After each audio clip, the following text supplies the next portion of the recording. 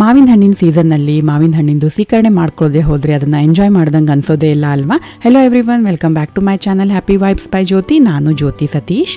ಈ ಸರ್ತಿ ಊರಿಂದ ಬರೋವಾಗ 2 ಡಜನ್ ಅಂದರೆ 2 ಬಾಕ್ಸ್ ಮಾವಿನ ಹಣ್ಣು, ರಸಪುರಿ ಮಾವಿನ ಹಣ್ಣನ್ನು ನಾನು ತೊಗೊಂಡು ಬಂದಿದ್ದೆ. ಸೊ ಇವತ್ತು ಅದನ್ನು ನಾನು ಸೀಕರಣೆ ಮಾಡಿದ್ರಾಯಿತು ಅಂತ ಅಂದ್ಕೊಳ್ತಾ ಇದ್ದೆ. ಹಾಗೆಯೇ ನಿಮ್ಮ ಜೊತೆಗೆ ಇವತ್ತಿನ ವ್ಲಾಗಲ್ಲಿ ನಾನು ಹೇಗೆ ಮಾವಿನ ಹಣ್ಣಿನ ಸೀಕರಣೆ ಮಾಡ್ತೀನಿ ಅನ್ನೋದನ್ನು ಶೇರ್ ಮಾಡ್ಕೋತಾ ಇದ್ದೀನಿ.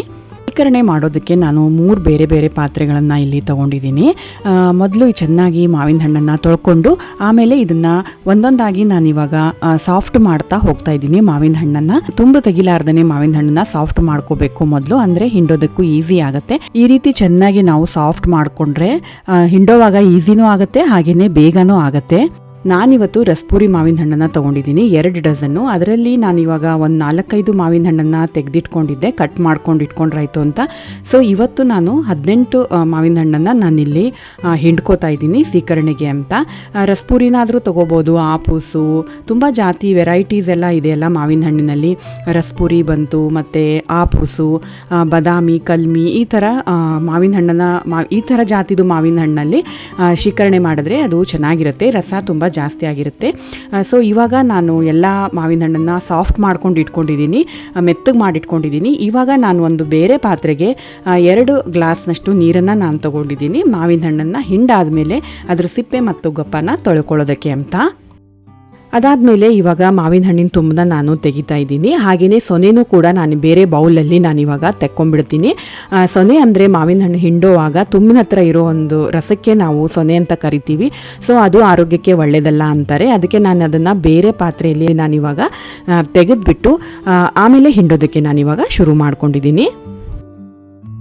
ಈ ರೀತಿ ಒಂದೊಂದೇ ಮಾವಿನ ಹಣ್ಣನ್ನು ತೊಗೊಂಡು ಚೆನ್ನಾಗಿ ಹಿಂಡಿ ಸಿಪ್ಪೆ ಮತ್ತು ಗೊಪ್ಪನ ನಾನು ಪಾತ್ರೆಯಲ್ಲಿ ನೀರು ತೊಗೊಂಡಿದ್ದೀವೋ ಆ ಪಾತ್ರೆಗೆ ನಾನು ಇವಾಗ ಹಾಕ್ತಾ ಹೋಗ್ತಾ ಇದ್ದೀನಿ.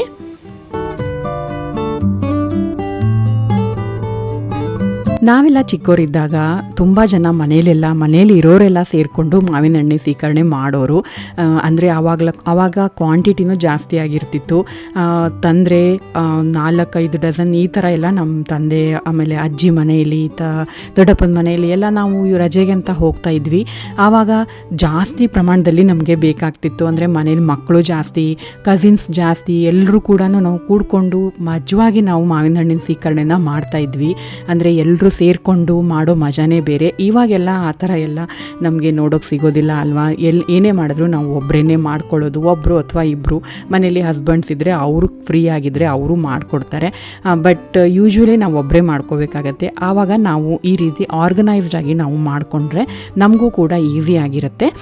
ಸೊ ಇವಾಗ ನಾನು ಎಲ್ಲನೂ ಮಾವಿನ ಹಣ್ಣನ್ನು ನಾನು ಚೆನ್ನಾಗಿ ಇವಾಗ ಹಿಂಡ್ಕೊಂಡು ಒಂದು ಕಡೆಗೆ ಎತ್ತಿಟ್ಕೋತಾ ಇದ್ದೀನಿ.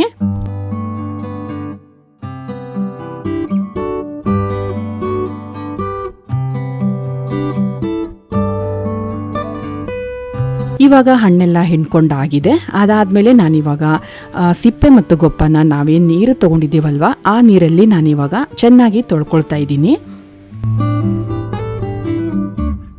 ಮತ್ತು ನೀರು ತೊಗೊಳ್ಳೋವಾಗ್ಲೂ ಅಷ್ಟೇ ತುಂಬ ಜಾಸ್ತಿ ತೊಗೋಬಾರ್ದು. ನಾನಿಲ್ಲಿ 2 ಗ್ಲಾಸ್ ತೊಗೊಂಡಿರೋದು 2 ಡಜನ್ನಿಗೆ ಅಂತ. ತುಂಬ ಜಾಸ್ತಿ ತೊಗೊಂಡ್ರೆ ಸೀಕರಣೆ ತುಂಬ ನೀರಾಗಿಬಿಡುತ್ತೆ. ಅದಕ್ಕೆ ಕಡಿಮೆ ನೀರು ತೊಗೊಂಡು ಅದರಲ್ಲಿ ಚೆನ್ನಾಗಿ ತೊಳ್ಕೊಬೇಕಾಗತ್ತೆ. ನಾನು ಕೂಡ ಇಲ್ಲಿ 2 ಗ್ಲಾಸ್ ನೀರನ್ನ ತೊಗೊಂಡು ಅದನ್ನು ಸಿಪ್ಪೆ ಮತ್ತು ಗೊಪ್ಪನ ಚೆನ್ನಾಗಿ ಅದರಲ್ಲಿ ಹಿಂಡಿ ಬೇರೆ ಪಾತ್ರೆಗೆಲ್ಲ ತೆಗೆದಿಡ್ತಾ ಇದ್ದೀನಿ.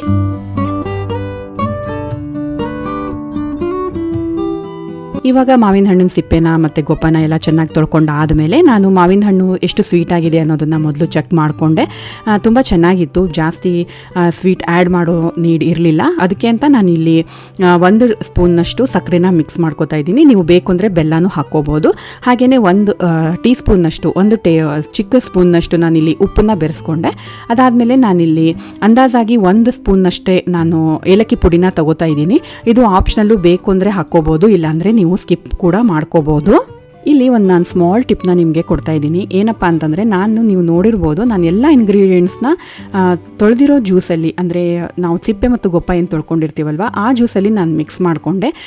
ಈ ರೀತಿ ಮಾಡೋದ್ರಿಂದ ನಮಗೆ ಚೆನ್ನಾಗಿ ಬೇಗ ಸಕ್ಕರೆ ಎಲ್ಲ ಮೆಲ್ಟ್ ಆಗಿಬಿಡುತ್ತೆ. ಸಕ್ಕರೆ ಆಗಲಿ ಬೆಲ್ಲ ಆಗಲಿ, ಹಾಗೆಯೇ ಸೀಕರಣೆ ಕೂಡ ತುಂಬ ಚೆನ್ನಾಗಿ ಗಟ್ಟಿಯಾಗಿಯೇ ಇರುತ್ತೆ. ಇವಾಗ ಸಕ್ಕರೆ ಎಲ್ಲ ಚೆನ್ನಾಗಿ ನಾನು ಮೆಲ್ಟ್ ಮಾಡ್ಕೊಂಡ್ಮೇಲೆ ಕೈ ಆಡಿಸ್ಕೊಂಡು ಅದನ್ನು ನಾವು ಇಟ್ಕೊಂಡಿರೋ ಅಂಥ ಏನು ಮಾವಿನ ಹಣ್ಣಿನ ಜ್ಯೂಸ್ ಇರುತ್ತಲ್ವ ಅದರಲ್ಲಿ ನಾನು ಇದನ್ನೆಲ್ಲ ಮಿಕ್ಸ್ ಮಾಡ್ಕೋತಾ ಇದ್ದೀನಿ. ಸೊ ಅದಕ್ಕೆ ನಾವು ಈ ಥರ ಮಾಡಿಕೊಂಡ್ರೆ ಅದೇನು ಒಡೆಯೋದಿಲ್ಲ. ಆರಾಮಾಗಿ ಒಂದೆರಡು ಸಾರಿ ಈ ಥರ ಕೈಯಾಡಿಸ್ಕೊಂಡ್ಬಿಟ್ರೆ ಸಾಕು, ಚೆನ್ನಾಗಿ ಮೆಲ್ಟ್ ಆಗಿಬಿಡುತ್ತೆ. ಹೆಸರೇ ಹೇಳಿದ ಹಾಗೆ ಸೀಕರಣಿ ಅಂದರೆ, ಕರಣಿ ಅಂತಂದರೆ ನಾವು ಪಲ್ಪ್ ಏನು ಬರುತ್ತಲ್ವ ಅದಕ್ಕೆ ಕರಣಿ ಅಂತಾನೆ ಕರಿತೀವಲ್ವ, ಅದು ಉಳ್ಕೋಬೇಕು. ಅದು ಬಾಯಲ್ಲಿ ಬಂದರೆ ಅದು ತಿನ್ನೋದು ಮಜಾನೇ ಬೇರೆ ಅಲ್ವಾ. ಆ್ಯಂಡ್ ನಿಮ್ಮೆಲ್ಲರ ಫೇವ್ರೇಟ್ ಸೀಕರಣೆ ರೆಡಿ. ಇವತ್ತು ಸೀಕರಣೆನ ನಾನು ಚಪಾತಿ ಜೊತೆಗೆ ಸರ್ವ್ ಮಾಡ್ತಾ ಇದ್ದೀನಿ. ನೀವು ಬೇಕು ಅಂತಂದರೆ ಪೂರಿ ಜೊತೆಗೂ ನೀವು ಇದನ್ನು ಎಂಜಾಯ್ ಮಾಡ್ಬೋದು. ಹಾಗೆಯೇ ನಮ್ಮ ಉತ್ತರ ಕರ್ನಾಟಕದ ಸ್ಪೆಷಲ್ಲು ಹಿಟ್ಟಿನ ಹೋಳಿಗೆ ಕೂಡ ಇದ್ರ ಜೊತೆಗೆ ಚೆನ್ನಾಗಿರುತ್ತೆ, ಮತ್ತು ಹೋಳಿಗೆ ಜೊತೆಗೂ ಕೂಡ ಇದು ತುಂಬ ಚೆನ್ನಾಗಿರುತ್ತೆ ಅಂತ ಹೇಳ್ತಾ ಇವತ್ತಿನ ಬ್ಲಾಗ್ನ ನಾನು ಇಲ್ಲಿಗೆ ಮುಗಿಸ್ತಾ ಇದ್ದೀನಿ. ಸೊ ನಮ್ಮೆಲ್ಲರ ಫೇವ್ರೇಟ್ ಮಾವಿನ ಹಣ್ಣಿನ ಸೀಕರಣೆ ರೆಸಿಪಿ ನಿಮಗೆಲ್ಲ ಇಷ್ಟ ಆಯಿತು ಅಂತ ಅಂದ್ಕೊಳ್ತೀನಿ. ಇಷ್ಟ ಆದರೆ ಲೈಕ್ ಮಾಡಿ, ಕಮೆಂಟ್ ಮಾಡಿ.